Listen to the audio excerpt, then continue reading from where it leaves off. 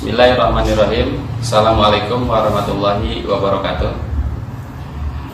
Bapak Ibu sekalian, sahabat Sinergi, mitra PT BES, kami dari tim konsultan ingin berbagi sharing bagaimana cara membuat larutan ekofarming. Seperti yang kita saksikan di depan saya, ada 3 jenis larutan yang akan kita campurkan ke dalam ekofarming. Yang pertama, ini larutan air tetes tebu atau istilah lain molase. Yang kedua, air kelapa, dan yang ketiga, air mineral biasa. Ketiga jenis pelarut ini memiliki beberapa spesifikasi. Air tetes tebu atau nama lain molase itu selain untuk menambah nutrisi dari mikrobiologi atau sebutnya bakteri positif yang ada di ekofarming, jadi Bapak Ibu sekalian tidak harus menambahkan molase, jadi cukup dengan. Dan yang berikutnya ini larutan kelapa. Larutan kelapa ini selain sebagai pelarut juga memiliki spesifikasi lain, yaitu bisa menambah daya maksimal daripada larutan biofarming karena di dalamnya banyak nutrisi atau mineral yang ada dalam kandungan air kelapa itu sendiri. Dan yang ketiga itu air biasa. Ini yang sudah umum dilakukan oleh Bapak Ibu sekalian dalam melarutkan ekofarming. Namun di sini untuk air biasa tidak ada kelebihan lain sebatas hanya pelarut. Kita perhatikan, ini sambil contoh. Untuk ekofarming yang akan kita larutkan, ini bentuknya, kita buka. Boleh berdiri nih. Nah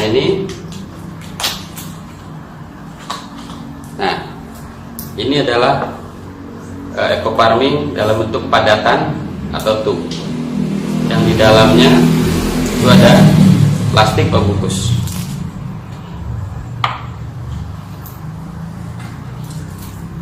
Ternyata di dalam tub ini juga dalam kemasan ada buku petunjuk untuk penggunaannya, baik kebutuhan jenis tanaman maupun dosis standar yang ada dalam brosur ini. Kita buka lagi.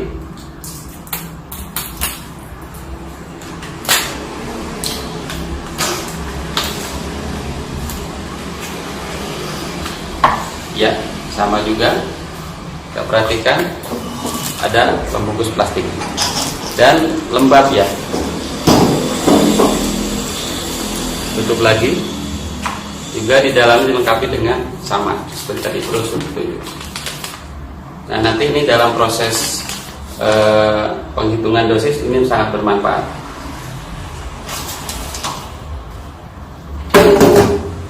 Mari kita langsung saja tata cara pembuatan larutan, mulai dari larutan tetes tebu ya.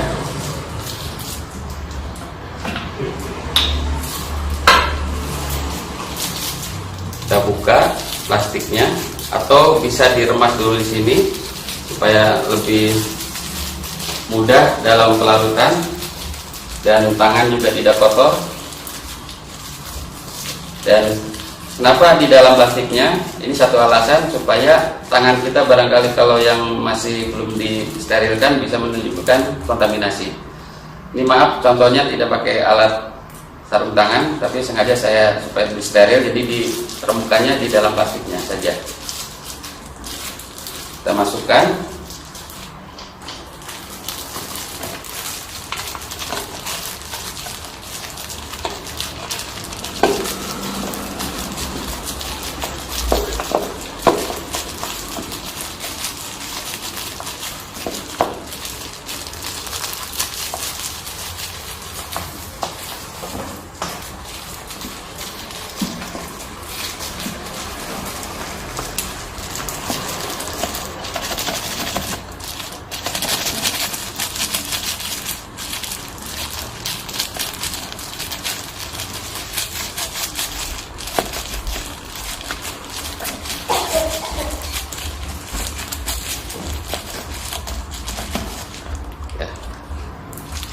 masih bisa sedikit putar.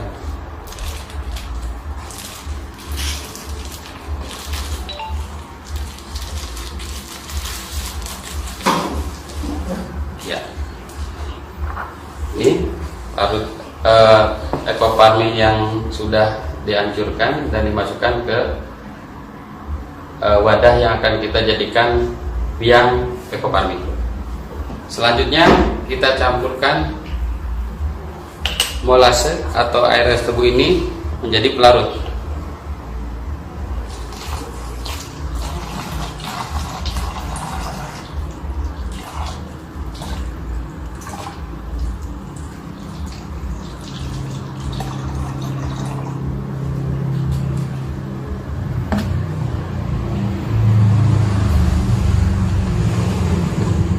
Perlu diketahui juga isi normalnya ini 600 ml, sementara saya asumsikan posisi di sini berarti sekitar setengah liter. Jadi kalau 2 hitung ditambahkan 1 liter.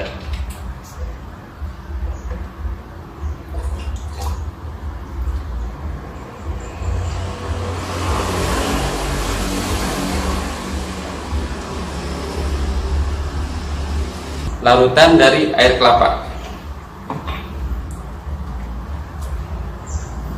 Ini masih ya posisinya seperti yang tadi dilakukan, karena tangan saya ini perlu diremas ataupun dihancurkan di dalam plastik supaya tidak terjadi kontaminasi.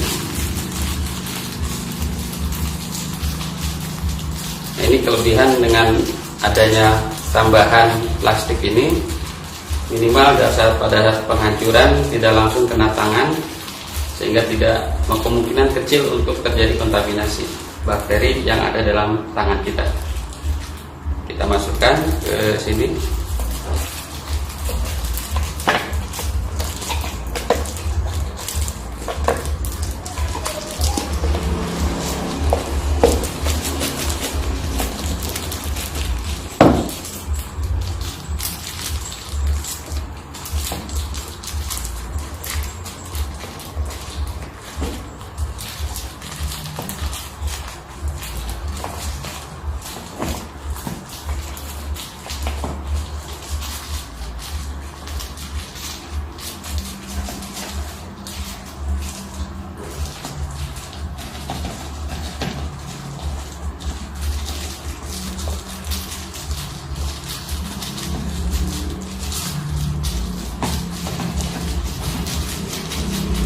Memang karena lengket jadi agak lumayan untuk memasukkannya, tapi nggak masalah, yang penting bisa masuk semuanya dengan ukuran yang sama, satu tub.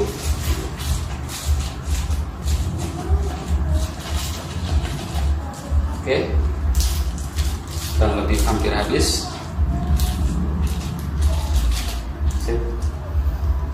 Kemudian ini hasil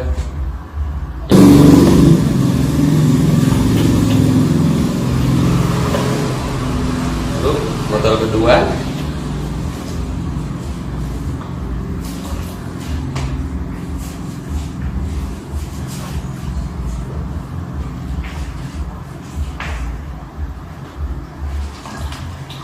Kita petak sedikit supaya ampas bisa langsung masuk. Selesai untuk pembuatan larutan biang ekoparmin dengan bahan pelarut air kelapa, dan proses penutupan harus rapat juga, kemudian diaduk. Ini hasil yang sudah jadi biang ekoparmin dengan pelarut air kelapa. Kita lanjut berikutnya untuk pelarutan dengan air mineral atau air biasa. Air biasa kita hancurkan dulu supaya lebih memudahkan.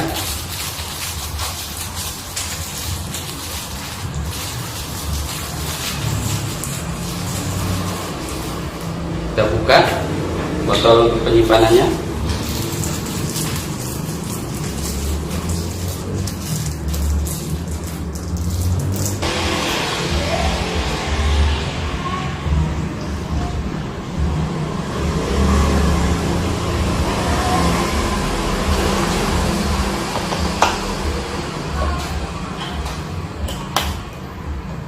Tol kedua.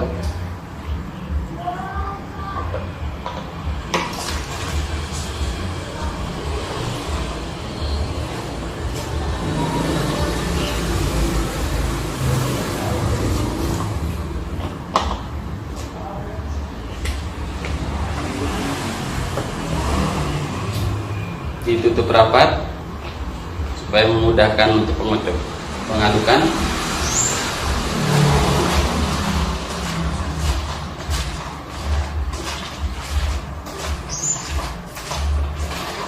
Inilah larutan yang sudah jadi dengan pelarut air mineral biasa.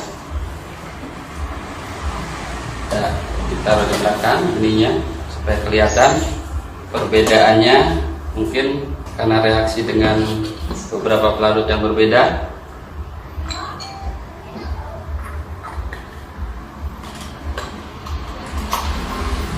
Nah, ini kita susun dulu supaya kelihatan lebih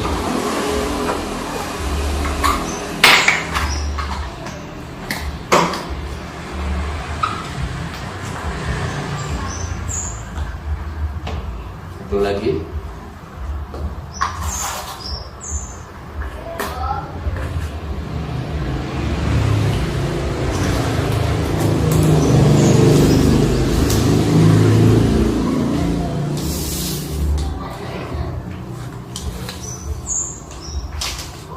Inilah hasil dari pelarutan Coparmin dengan 3 jenis pelarutan, yaitu air tetes tebu molase, ini dengan air kelapa, dan satu lagi dengan air mineral. Secara fisik kelihatan hampir mirip ya, anggapnya sama. Tapi yang membedakan nanti hasil dari pelarutan ini tentunya akan memiliki efek yang berbeda-beda. Yang pertama, ini jelas dengan molase kita tidak perlu lagi menambahkan molase untuk dalam waktu penyimpanan yang lebih lama.